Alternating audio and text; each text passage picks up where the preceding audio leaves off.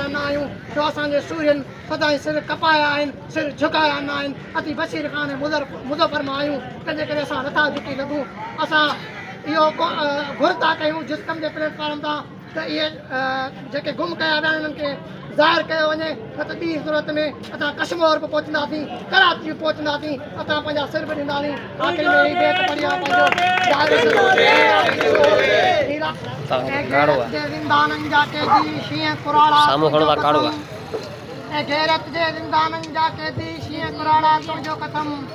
जैसी न ठहंदो सिंधु देश ही मुल्क असां लाइ मेणू आहे, हर ईद हर ख़ुशी असां लाइ मेणू।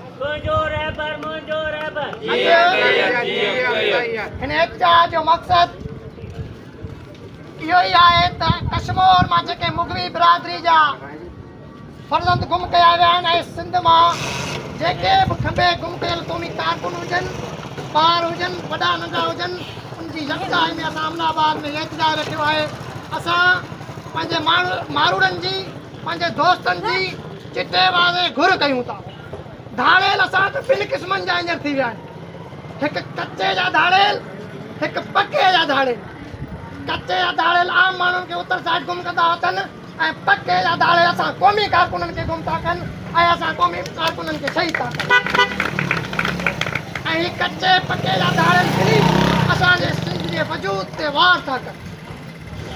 त आउं अॼु अव्हांखे ॿुधायां त हीअ जेकी यलगार उथी आहे, कश्मीर खां वठी कराची ताईं जेकी यलगार उथी आहे, मां सम्झां थो इहे हिननि जूं सभु बुरायूं उछले पट करे छॾींदी। अव्हां साथ ॾियो, अॼु कश्मीर खे, अॼु सिंध वासियुनि खे अव्हां जी ज़रूरत आहे। असां हिते ॾिसूं पिया बाज़ार जा कुझु माण्हू ईअं ॾिसनि पिया पर बीहण लाइ तयारु न आहिनि। असां अॼु हिन पुरअमन एहतजाज में पंहिंजे माण्हुनि जी घुर कयूं था ऐं असां सुभाणे धरणे जो प्रोग्राम ठाहियूं पिया। अवां दोस्तनि खे दावत ॾींदासीं त अचो धरती जी मालिकी कयूं, पंहिंजे मारूड़नि जी मालिकी कयूं।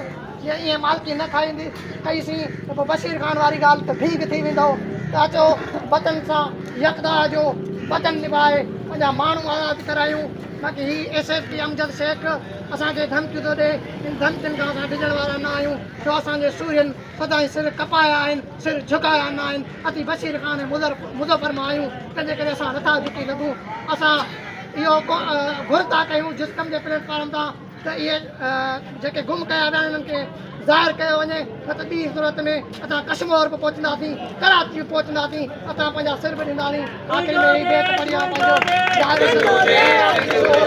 ही राति ॾिसो कंकर न हणो, ईंदो न वरी वंजारो, कुझु ॾात ॾिसो को बात कयो, ईशोर